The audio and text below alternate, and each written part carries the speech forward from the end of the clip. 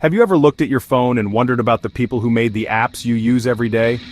It's a wild thought. You're sitting there sending memes to your family chat, and somewhere out there is the person whose brain cooked up the whole thing.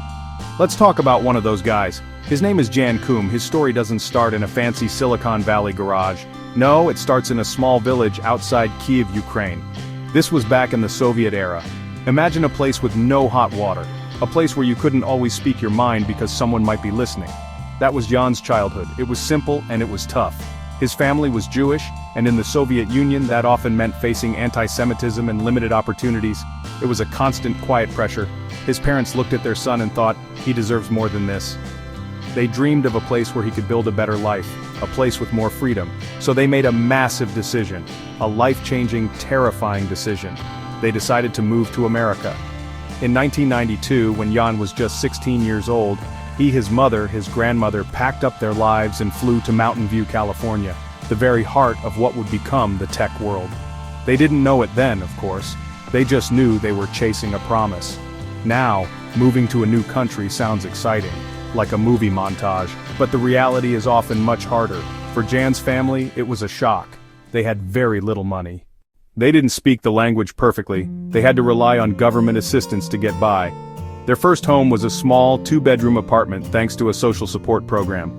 Can you imagine leaving everything you know behind for a tiny apartment in a future that's completely uncertain? That takes a level of courage most of us can't even fathom. It's the classic immigrant gamble, betting it all on a dream. His father was supposed to join them later, but things didn't work out. He fell ill and tragically passed away in 1997, never making it to the United States. So, it was just Jan, his mom, and his grandma, trying to build a new life from scratch.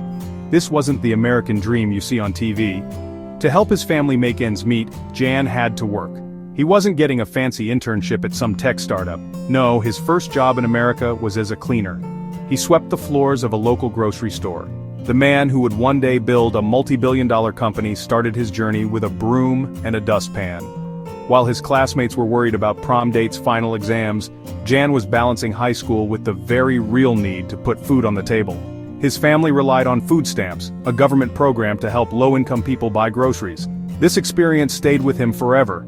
It taught him about humility. It taught him about the value of hard work, but it also fueled his desire for something more. While sweeping those aisles, he saw the world from a different perspective. He wasn't just a kid, he was a provider. He understood struggle in a way that many of his peers never would. At the same time, a new world was opening up to him. At 18, he became fascinated by computers. He didn't go to some expensive coding boot camp, he couldn't afford it. Instead, he bought used books from a local bookstore and taught himself. He dove into the world of computer networking, learning everything he could on his own. He joined a hacker group called W00W00, where he met other brilliant minds including the future founders of Napster, Sean Fanning, Sean Parker. This was his real education. It was raw, it was hands-on, and it was driven by pure passion. He eventually enrolled at San Jose State University while also working as a security tester for Ernst & Young. This is where his life took another turn. He got a gig at Yahoo. There he met a man named Brian Acton.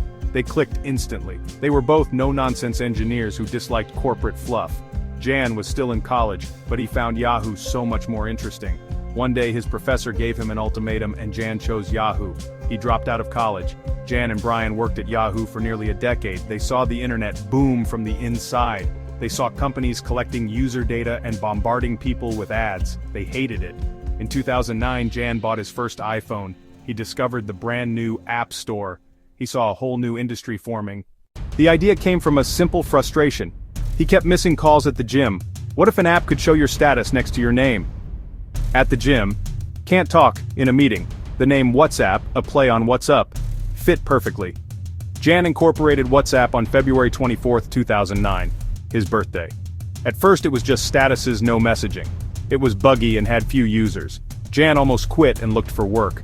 Brian told him, "You'd be an idiot to quit now. Give it a few more months." Then Apple added push notifications. The status app became much bigger. Friends' status changes pinged your phone. People began using status to communicate. Hey, I'm on my way. Jan realized he'd built instant messaging by accident. He pivoted to WhatsApp 2.0 with messaging. Everything changed. The app grew, fast.